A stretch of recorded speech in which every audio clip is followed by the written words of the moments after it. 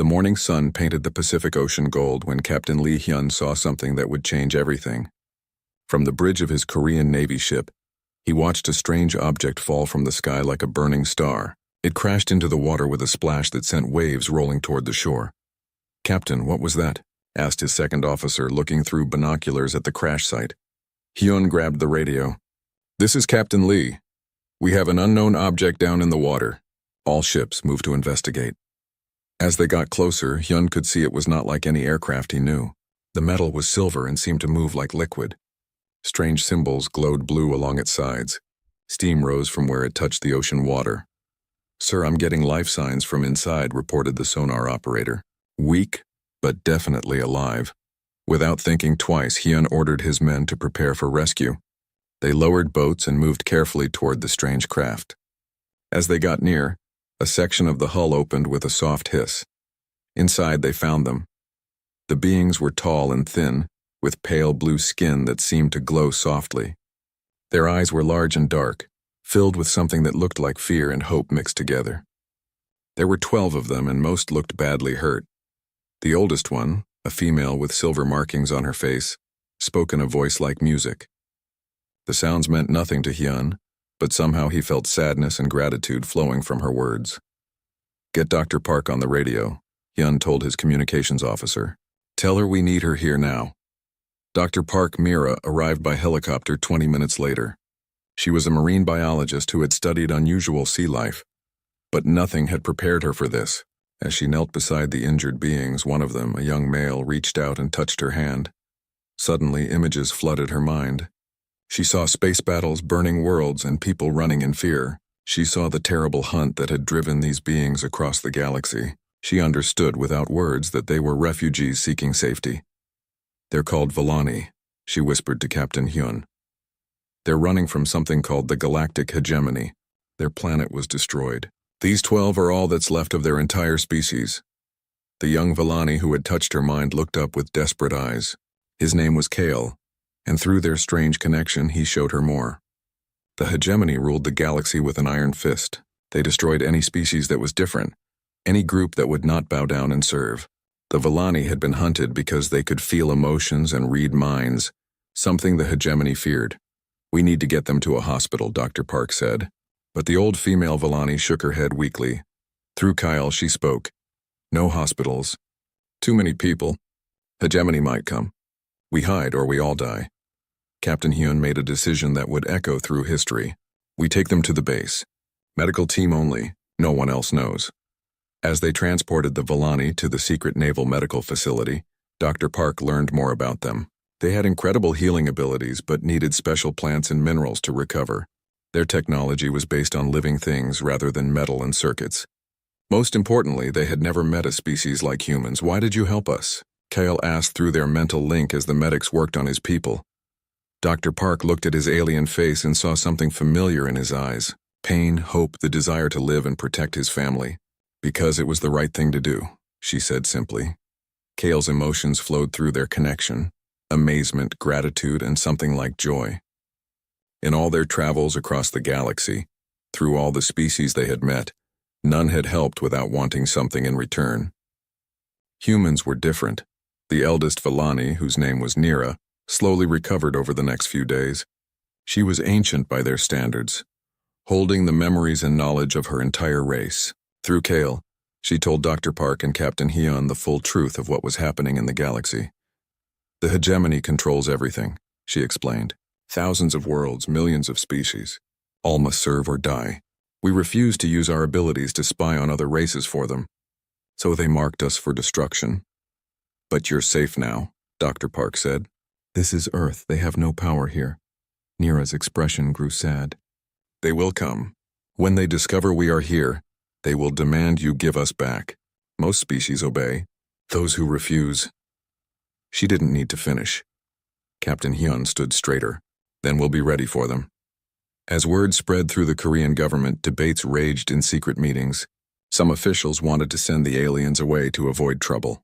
Others worried about the technology and knowledge they possessed. But President Yoon Hae-jin made the final decision after meeting with Nira himself.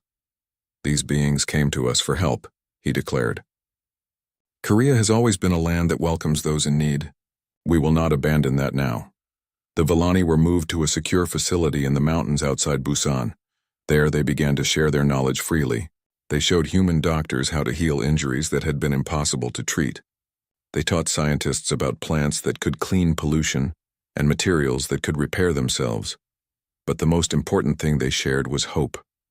Young Yuki, barely an adult by Villani standards, had the strongest healing powers of all. She worked with human children who had been given up as hopeless cases. Through her touch, she could not only heal their bodies but also ease their emotional pain. The children loved her, and she learned to laugh from them, something her species had almost forgotten during their long flight from destruction. Dr. Park spent her days learning the Villani language and teaching them about Earth. She discovered that their empathic abilities worked both ways.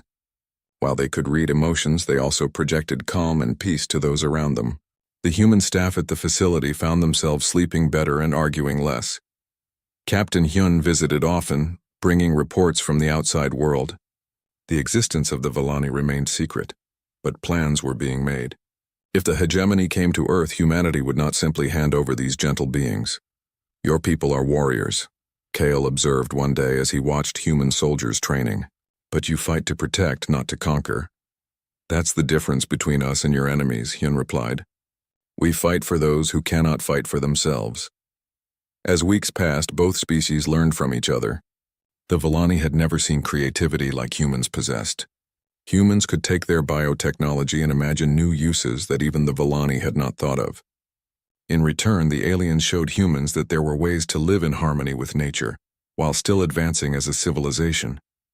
But in the depths of space, the hegemony's search continued. Their sensors had detected the Villani ship's trajectory before it crashed. Soon they would trace it to a small blue world in an unremarkable star system.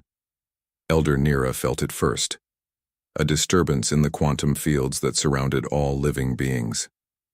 She found Dr. Park in the laboratory working with Villani healing crystals. "They come," she said simply.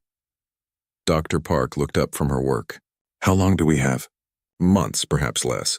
When they arrive, they will demand we be returned to them for execution. Your leaders will face a choice. Give us up or fight the most powerful force in the galaxy." Dr. Park reached out and took the old alien's hand. Through their connection, she felt Nira's fear. Not for herself, but for the humans who had shown such kindness. "You don't know us very well yet," Dr. Park said with a smile. "Humans don't give up the people we care about. Ever."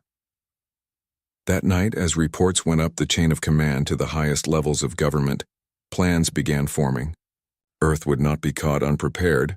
The galaxy had rejected these gentle beings, but Earth had welcomed them. Now it was time to show the galaxy what that meant. 6 months had passed since the Villani crashed into Earth's ocean. The secret facility in the mountains near Busan had grown into something neither species had expected, a place where two different worlds came together and created something new. Dr. Kim. June walked through the medical wing, watching human doctors work alongside Villani healers. As Earth's leading expert on the brain, he had been brought in to study how the aliens' empathic abilities worked. What he discovered amazed him every day. "The Villani brain has structures we don't have," he explained to his research team. "But when they touch humans, they can create temporary connections in our brains too. It's like they're teaching our minds to feel what others feel."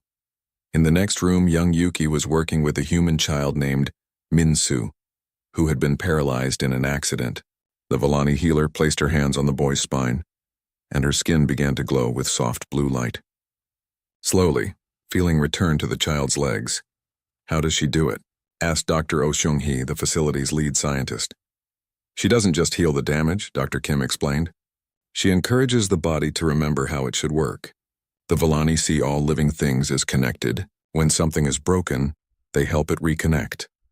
Commander Park Dong-soo, the military officer in charge of the facility, watched everything with careful eyes. He had been chosen for this job because he could balance secrecy with progress. Every day brought new discoveries, but also new concerns. "The Villani technology is incredible," he reported to his superiors in Seoul. "But we're also learning about the enemy we might face. The hegemony has weapons and ships beyond anything we imagined." Han Sol, the military strategist assigned to study galactic threats, spent her days reviewing Volani records of past battles.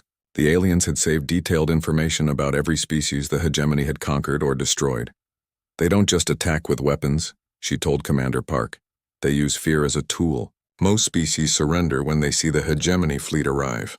Those who fight usually lose because they fight alone. But the Volani were learning something new from humans too. Kyle, who had become their main speaker to the humans, watched Korean soldiers train and saw something his people had never possessed. The ability to work together as fighters while still caring for each other. Your soldiers laughed during training, he observed to Captain Lee Hyun, who still visited regularly. Ours were always afraid. Fear makes you weak, Hyun replied. Trust makes you strong. The integration between the species grew deeper each day. Human children from nearby villages were brought to the facility for medical treatment, and they played with young Volani, who had never experienced childhood games. The aliens learned Korean songs while humans practiced the musical language of the Volani. Dr. Park Mira continued her work as the main translator between the species. She had developed the strongest mental connection with the Volani and could now communicate with all of them without touch. Through these conversations, she learned more about galactic civilization. There are hundreds of intelligent species in our galaxy, she told a gathering of human officials. Most live under hegemony rule. They're not allowed to develop their own technology or culture. Everything must serve the hegemony's needs. President Yoon Hae-jin, who visited the facility monthly, asked the question everyone was thinking.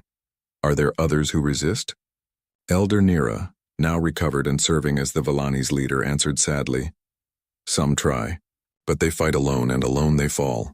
The hegemony has ruled for over 1,000 years. Most species have forgotten what freedom looks like. The technological exchange between humans and Volani accelerated rapidly. The aliens' biotechnology merged with human engineering in ways that surprised both groups. Dr. Oh Seung-hee led a team that created new materials, metal that could heal itself, plants that could grow in polluted soil, and medicines that could cure diseases doctors thought were impossible to treat. The Volani grow their technology, she explained to Dr. Kim. But humans build it. When we combine growing and building, we get something completely new. Young Yuki had become especially close to the human children.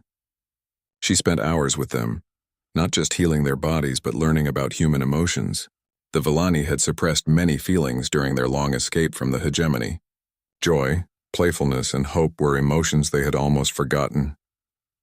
Human children are not afraid of us, she told Kale one evening as they watched the sun set from the facility's observation deck. They see us as friends, not as strange creatures. That's because humans judge by actions, not appearance, Kale replied. It's something we never encountered before, but as the months passed, signs of the approaching threat grew stronger. Long-range sensors that the Volani had helped humans build detected ships at the edge of the solar system. The vessels were too far away to identify clearly, but their energy signatures matched hegemony scout ships. Commander Park called an emergency meeting with the facility's leadership. The scouts have found us, he announced. Intelligence estimates we have perhaps 2 months before a hegemony fleet arrives. The news spread through both communities. Some humans wondered if it would be safer to hide the Volani somewhere else, perhaps on the moon or Mars. But the aliens knew the truth. There was nowhere in the solar system the hegemony couldn't find them. They will come here first, Elder Nira explained. This is where we landed. This is where our ship's trail leads. Running will only delay the inevitable. Dr. Park gathered her research team to discuss what they had learned about hegemony tactics. They always make the same demand, she said. Surrender the refugees or face destruction. Most species choose surrender. But we're not most species, Hansol said firmly. We've been preparing. The preparations had indeed been impressive.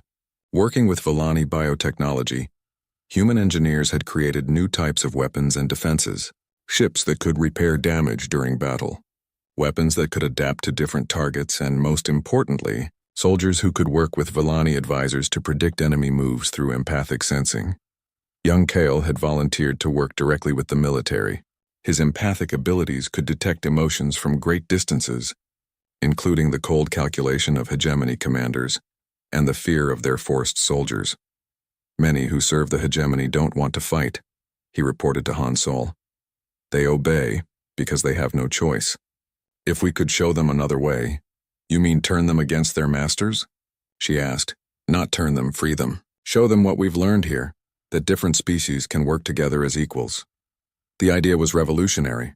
No one had ever tried to liberate hegemony forces during a battle. It was always assumed that their soldiers were loyal fanatics. But Kale's insight suggested something different. As preparation intensified, the bond between humans and Volani grew stronger. They were no longer refugees and rescuers. They were partners facing a common threat. Children of both species played together while their parents worked on defenses. Scientists shared discoveries that advanced both their technologies. Dr. Kim made a breakthrough in understanding Volani healing abilities. It's not just biological, he announced to the research team.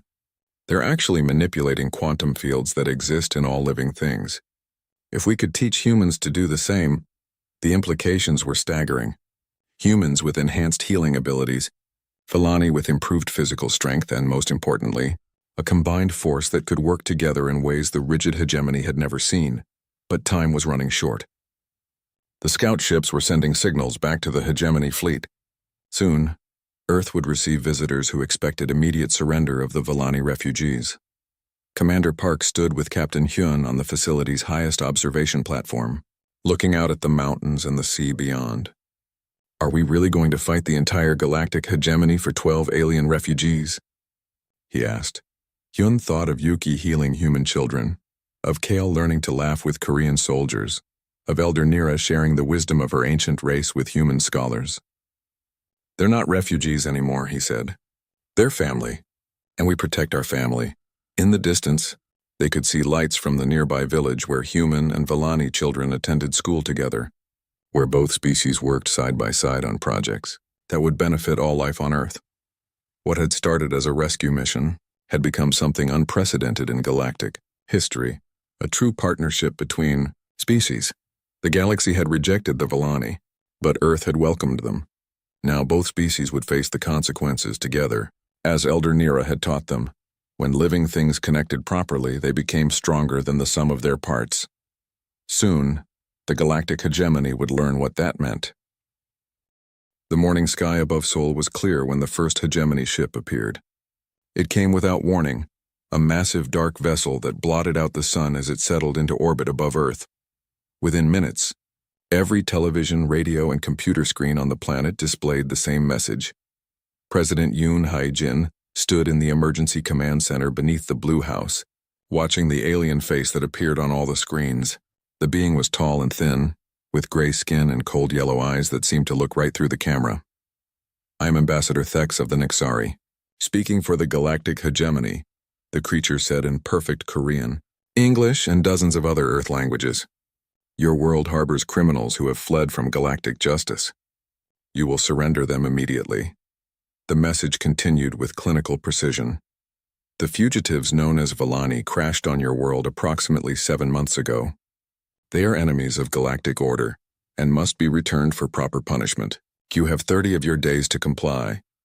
General Cho Min-ho, Earth's new supreme military commander, watched the broadcast with a grim expression. He's not negotiating, he observed. He's giving orders. That's how the hegemony operates, said Dr. Park Mira, who had been brought to Seoul as Earth's expert on alien psychology. They've ruled the galaxy so long they can't imagine anyone saying no. President Yoon looked around the room at his advisors. Representatives from every major nation were present, connected by secure video links. For the first time in human history, the entire world was truly united, facing a threat that made all earthly conflicts seem tiny. What exactly happens if we refuse? Asked the American president through the video link. Elder Nira, present as Earth's advisor on galactic affairs, answered in her musical voice. They will return with a fleet. They will attack your cities and destroy your military. Most species surrender at this point to save lives. And if we surrender the Volani? The Russian premier asked. We will be executed publicly, Nira said simply. Our deaths will be broadcast across the galaxy as a warning to others. Then the hegemony will decide whether Earth is useful enough to keep alive or dangerous enough to destroy. The weight of the decision settled on everyone in the room. 12 alien refugees versus the entire human race. From a purely logical standpoint, the choice seemed obvious. But President Yoon thought of the reports he had read from the mountain facility. Villani children playing with human children, Yuki healing the sick without asking for anything in return, Kale teaching human soldiers how to sense their enemies' intentions, Elder Nira sharing the wisdom of a 1,000-year-old civilization. Ambassador Thex wants an answer, General Cho said. The communication channel is still open. Yoon stood up straighter. He thought of his own children, now grown, and what kind of world he wanted to leave them. A world that abandoned friends when threatened? Or a world that stood by its principles even when the cost was high? Open the channel, he commanded. The cold yellow eyes of Ambassador Thex appeared on the main screen. Have you reached a decision regarding the criminals? The alien asked. Yes, President Yoon said, his voice steady and clear. The beings you call criminals we call friends. They sought sanctuary on our world and we granted it.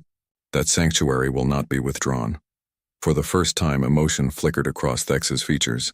Surprise, then anger. You refuse the lawful demands of the galactic hegemony? We refuse to hand over innocent beings to be murdered, Yoon replied. If that makes us enemies of your hegemony, so be it. The communication channel went dead. In orbit above Earth, the Nexari ship began transmitting to distant stars, calling for the fleet that would enforce the hegemony's will. As news of Earth's defiance spread across the globe, reactions were mixed. Some people panicked, demanding that the government reconsider.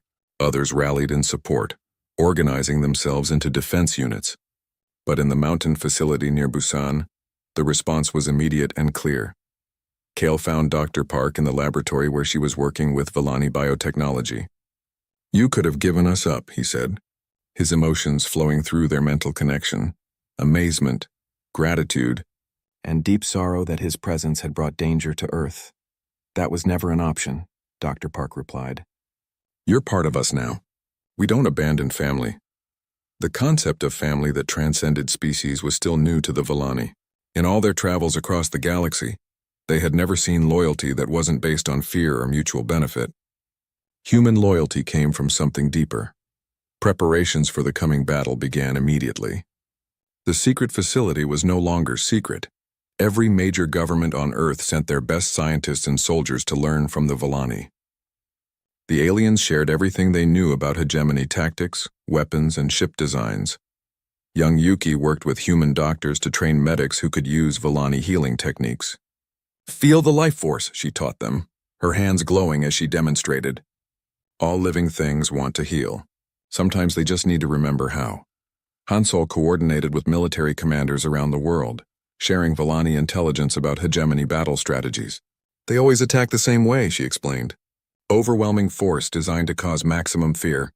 They want species to surrender rather than fight. But we're not going to surrender, General Cho said. No, agreed Kale, who had become an unofficial military advisor, and that will confuse them. The hegemony hasn't faced real resistance in centuries. They've forgotten how to fight enemies who refuse to give up.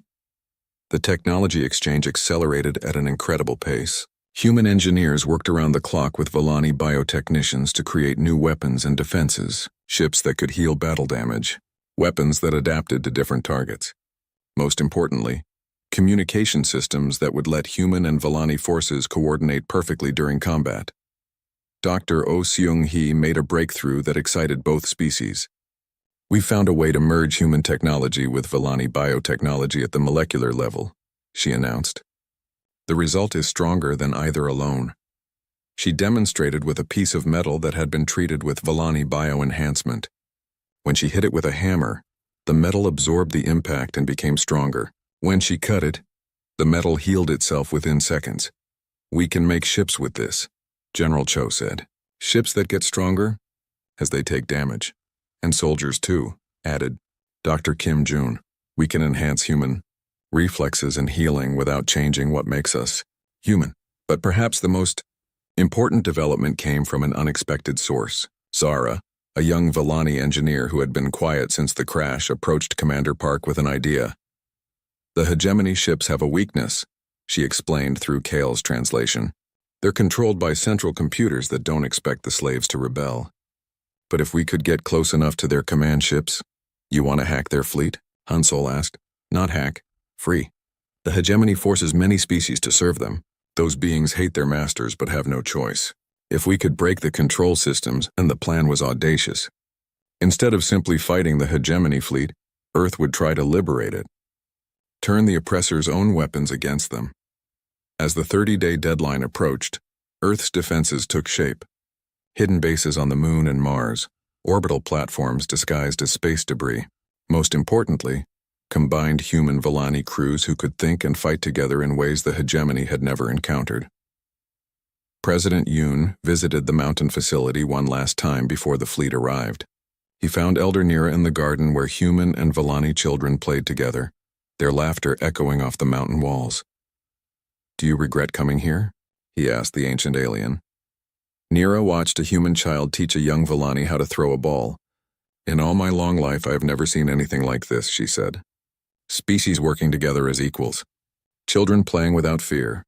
If this is how my people's story ends, at least it ends with hope." "It's not ending," Yoon said firmly. "It's just beginning." The next morning, sensors detected the approaching hegemony fleet. Over 300 ships, enough firepower to destroy entire solar systems. The largest invasion force the galaxy had seen in centuries, sent to crush one small world that had dared to say no. Ambassador Thex's voice echoed across all communication channels one final time. "This is your last chance, humans. Surrender the criminals, and your species may be allowed to serve the hegemony. Refuse, and be destroyed."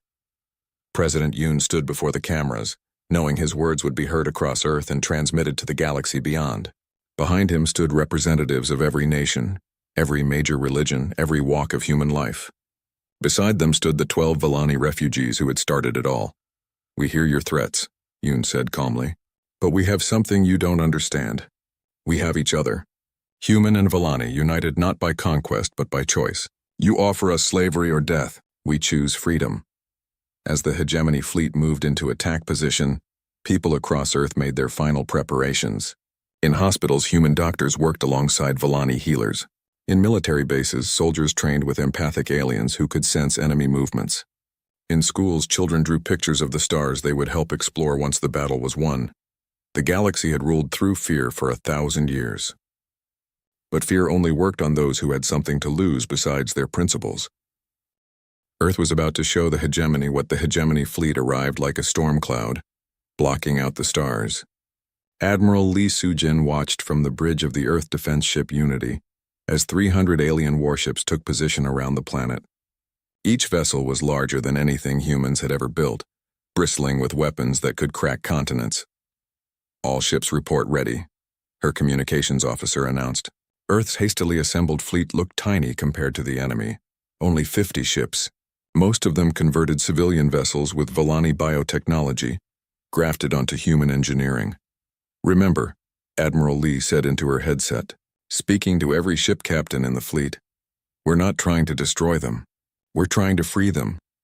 In the fighter bay of the Unity, Ryu Taiwan made final checks on his craft. It was unlike any ship ever flown, part human engineering, part Volani biotechnology. The cockpit walls pulsed with living circuits that could adapt to damage during flight. Beside him, other pilots prepared similar craft, each one unique. "Ready, Ryu?" asked his wingman through the communication system. "Ready," he replied, though his heart was pounding. In a few minutes, he would be flying against the most powerful military force in the galaxy. On the surface of Earth, Dr. Oh Seung-hee monitored the planet's defenses from a command bunker deep underground. Orbital platforms that looked like space debris were actually weapon systems. Hidden bases on the Moon and Mars were ready to launch surprise attacks. But the most important weapon was information. Zara, the young Volani engineer, worked frantically at a computer terminal, her hands moving over controls that seemed to grow and change as she used them. "I'm getting signals from the hegemony ships," she reported through Kale, who stood beside her translating. "The crews, many of them are prisoners forced to serve."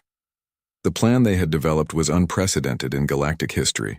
Instead of fighting the hegemony fleet ship by ship, they would try to break the control systems that kept enslaved species loyal to their oppressors. Ambassador Thex's cold voice echoed through space. "You have 1 final minute to surrender the criminals. After that, your resistance will be crushed." Admiral Lee opened a channel to the entire hegemony fleet. "This is Admiral Lee Soo-jin of Earth. We hear your demands, but we have a different offer. Freedom for every being forced to serve against their will. A chance to choose your own path instead of following orders based on fear. Silence stretched across space. Then Thex's voice returned, filled with anger. Destroy them. Leave no survivors. The battle began. Hegemony ships fired first. Brilliant beams of energy that could vaporize mountains. But Earth ships didn't fight like any enemy the Hegemony had ever faced. They moved in groups, covering each other, working together in ways that confused the rigid command structure of the attackers. Ryu's fighter squadron launched from the Unity's bay, their bio-enhanced ships twisting and turning like living creatures. The Volani biotechnology had given them abilities no pure machine could match. Ships that could heal damage during flight, weapons that adapted to each target, and most importantly, crews that could sense their enemies' intentions through empathic connections with their Volani partners. I can feel their fear, reported Minjung, Ryu's squadron mate, whose ship carried a young Volani named Kem. The Hegemony crews don't want to fight. They're afraid of what happens if they lose. That fear became a weapon. As the battle raged, Zara and her team worked to break into the Hegemony's command systems. But instead of trying to destroy the enemy ships, they sent a different kind of signal. Images and emotions from Earth showing humans and Volani working together. Children playing, scientists sharing discoveries, soldiers protecting each other regardless of species. The effect was immediate and shocking. On board a Hegemony cruiser, a reptilian being named Suck felt something he hadn't experienced in decades. Hope. The images from Earth showed him that species could work together as equals. For a moment, he hesitated before firing his weapons. That moment of hesitation spread like wildfire through the Hegemony fleet. Beings who had served as slaves for generations suddenly saw an alternative. They didn't have to be tools of oppression. They could choose freedom. Admiral Lee watched her tactical display as something impossible began to happen. Hegemony ships started turning their weapons on each other. Not all of them. Many crews were too afraid or too controlled to rebel. But enough to throw the entire fleet into chaos. It's working, she breathed into her headset. They're fighting each other. Dr. Oh Sung-hee monitored the battle from Earth's command center, where human technicians worked alongside Volani biotechnicians to coordinate the planet's defenses. 15 Hegemony ships have stopped firing at us, she reported. They're requesting permission to join our forces. The tide of battle was turning, but the Hegemony's most fanatical ships still fought with desperate fury. Ambassador Thex's command vessel, a massive dreadnought bristling with weapons, pushed through the chaos toward Earth itself. He's going to try to destroy the planet, Admiral Lee realized. All ships, intercept that dreadnought! But Thex's ship was too powerful, its weapons charging for a planet-killing blast. Earth's defenders threw everything they had at the massive vessel, but their attacks barely scratched its hull. That's when Kale made a decision that would be remembered forever. The young Volani had been working with the Earth Defense Forces, using his empathic abilities to coordinate attacks and predict enemy movements. But now he reached out with his mind across the vast distance of space, searching for something specific. He found it. Other Volani, captured by the Hegemony years ago, and forced to serve on their ships. They had been broken by torture and drugs, turned into tools for reading the emotions of enemy crews. But Kale's mental touch reminded them who they really were. Across the Hegemony fleet, enslaved Volani suddenly remembered their true selves. They reached out with their own empathic abilities, not to spy for their masters, but to connect with each other, and with the Volani on Earth. The mental network that formed was unlike anything the galaxy had ever seen. Dozens of Volani minds linked together, sharing strength and hope across the darkness of space. Through their connections, they could feel every crew member on every ship, showing them the truth about freedom and choice. Ambassador Thex's ship lurched as its own crew turned against their commanders.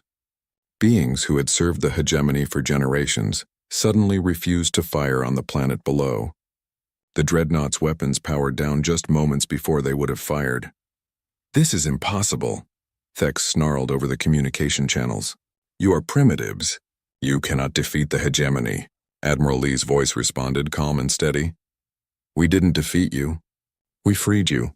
There's a difference. The battle was over, but the real work was just beginning. Over 100 Hegemony ships had joined Earth's forces, their crews finally free to choose their own path. Others had fled back to the depths of space, carrying news of what had happened at a small blue world. As the immediate danger passed, rescue ships from Earth approached the liberated vessels. Human and Volani teams worked together to help former slaves adjust to freedom, to treat injuries, and to begin the long process of building trust. Yu landed his fighter back on the Unity's deck, exhausted but amazed by what they had accomplished. His Volani partner, a healer named Syl, had used her empathic abilities during the battle to sense which enemy pilots were unwilling participants and which were true believers. "We didn't just win a battle," Syl told him as they walked through the ship's corridors. "We proved that the hegemony's way isn't the only way." On Earth, celebrations erupted in every city as news of the victory spread. But in the mountain facility near Busan, the mood was more thoughtful. Elder Nira stood with Dr. Park Mira, watching through the windows as human and alien children played in the garden outside. "What happens now?" Dr. Park asked. "Now the real work begins," Nira replied. "Word of what happened here will spread across the galaxy. Other species will learn that resistance is possible. The hegemony's reign of fear is ending." In the depths of space, the quantum communication networks that connected all civilized worlds carried an unprecedented message. For the first time in 1,000 years, the galactic hegemony had been defeated. Not destroyed, but something far more dangerous to tyrants, shown to be unnecessary. Species that had lived under oppression for generations began to whisper about a world called Earth, where different beings worked together as equals. They spoke of humans who fought not to conquer but to protect, and of Volani who used their gifts to heal rather than spy. Ambassador Thex, now a prisoner on his own ship, watched through the viewports as Earth's rescue teams helped his former slaves. For the first time in his long life, he began to understand what the humans meant by freedom. The galaxy would never be the same. The revolution had begun not with weapons or conquest, but with the simple idea that every being deserved the right to choose their own destiny. And it had all started when a small blue world decided to welcome 12 refugees who had nowhere else to go. The hegemony still controlled most of the galaxy, but their grip was weakening. Other worlds would follow Earth's example. The age of enforced unity through fear was ending, replaced by something the galaxy had almost forgotten: hope. 5 years had passed since the Battle of Earth, and the galaxy looked nothing like it had before. Secretary General Kim Da-yoon stood on the observation deck of New Harmony Station, watching ships from dozens of species dock at the massive space platform. Where once the galactic hegemony had enforced uniformity through fear, now the Galactic Cooperation Council fostered diversity through understanding. "The morning reports," Secretary General, her aide announced, handing her a datapad filled with updates from across the galaxy. Kim read through the list with satisfaction. 3 more star systems had declared independence from hegemony rule this week. The former slave world of Kepler 442b had established its first democratic government, and most importantly, the refugee camps on Vega Prime were finally empty. The last displaced populations had found new homes on welcoming worlds. "Any word from Captain Park's expedition?" she asked. "They've made contact with the Zephyrian Republic," her aide replied. "It looks like another species wants to join the council." Kim smiled. The galaxy was slowly healing from 1,000 years of oppression, one world at a time. In the station's medical bay, Yuki worked alongside Dr. Song Mina to treat patients from across the galaxy. The young Volani healer, now an adult, had become legendary for her abilities. Beings traveled from distant stars just to experience her healing touch. "The Andromedan delegation is here for their annual treatment," Dr. Song reported. The Andromedans were a silicon-based species whose bodies broke down over time due to radiation damage. Traditional medicine couldn't help them, but Volani healing techniques could restore their cellular structure. "I'll see them after lunch," Yuki said, her hands glowing as she worked on a patient from the Tau Ceti system. The being had been tortured by hegemony forces for refusing to reveal rebel hideouts. Physical scars could be healed, but the emotional damage took longer. Through their empathic connection, Yuki shared feelings of peace and safety. The patient's fear slowly melted away, replaced by hope for the future. Meanwhile, in the station's command center, Captain Park Ji-hoon prepared for another exploration mission. His ship, the New Soul, was a marvel of combined human and alien technology. The crew included beings from 12 different species, all working together as equals.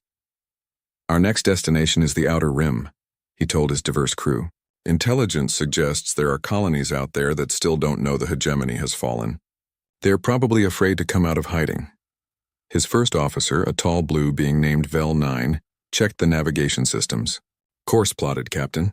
We should reach the first system in 4 days.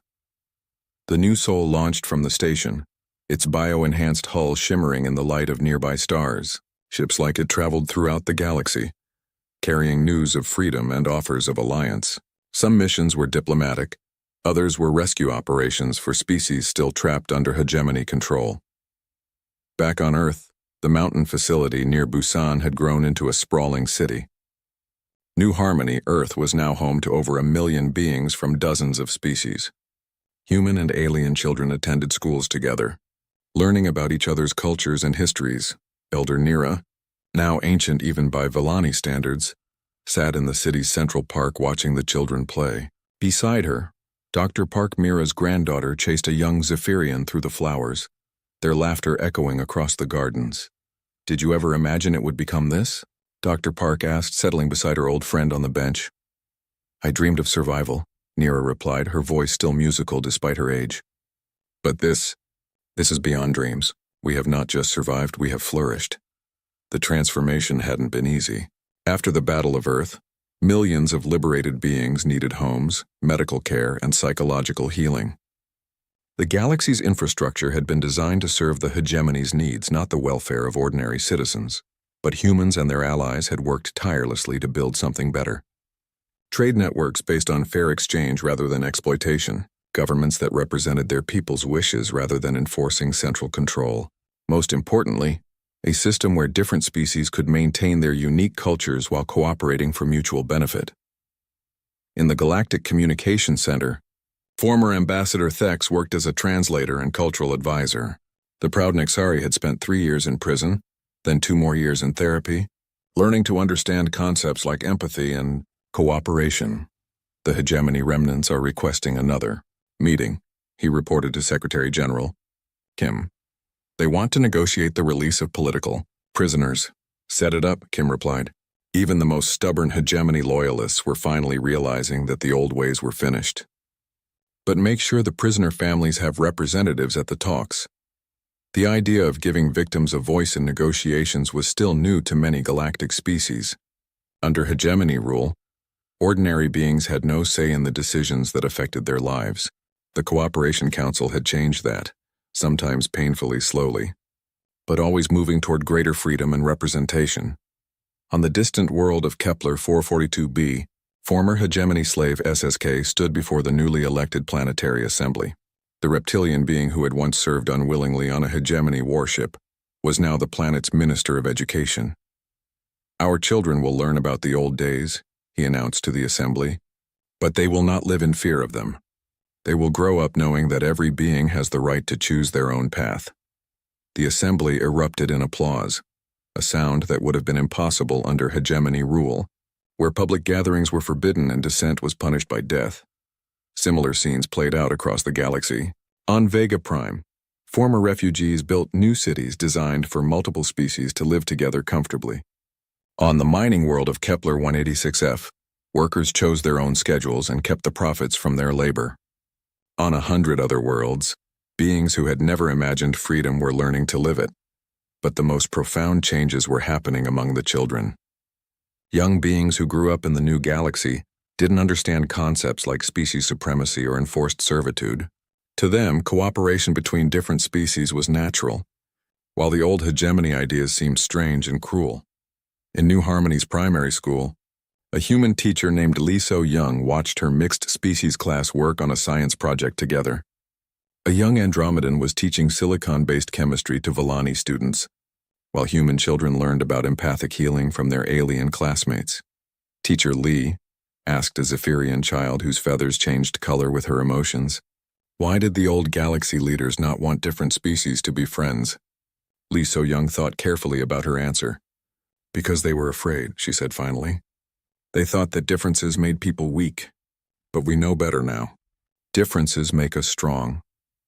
The child's feathers shifted to bright yellow, the Zephyrian color for understanding and happiness.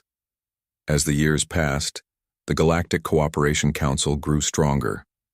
New species joined regularly, bringing their own knowledge and cultures to the alliance. Trade flourished as beings freely exchanged goods, ideas, and technologies. Art and music from dozens of worlds blended together, creating forms of beauty that no single species could have imagined alone.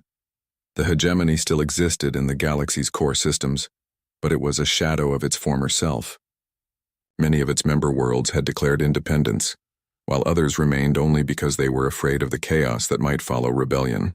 Even the most loyal hegemony worlds now questioned the old ways of absolute control and enforced uniformity. Captain Park, Ji-hoon's exploration missions had discovered dozens of hidden colonies, groups of beings who had fled hegemony oppression and lived in secret for generations. Bringing them into the galactic community was delicate work, since many were traumatized by centuries of hiding and persecution. "They don't trust easily," he reported to the Council after his latest mission. "Some of them think this is all a hegemony trick to flush them out. But once they see that our words match our actions, they start to hope." Hope had become the galaxy's most precious commodity. After 1,000 years of despair under hegemony rule, beings across the stars were rediscovering what it meant to plan for a future better than the past. On the 10th anniversary of first contact between humans and Villani, a great celebration was held on New Harmony Station. Representatives from every member world gathered to remember how it all began, with 12 refugees crashing into Earth's ocean and finding unexpected welcome. Kyle, now an elder statesman among the Villani, stood with Captain Lee Hyun before the assembled delegates. Both beings had aged, but their friendship remained as strong as ever. 10 years ago, my people had nowhere to go, Kale said to the crowd. We were the last of our kind, fleeing from those who wanted us dead. But Earth didn't just give us shelter. Earth gave us family. Captain Hyun nodded, his hair now gray but his eyes still bright with determination. We learned that day that the galaxy was bigger than Earth, but we also learned that Earth's values, cooperation, compassion, and freedom, could make the galaxy a better place.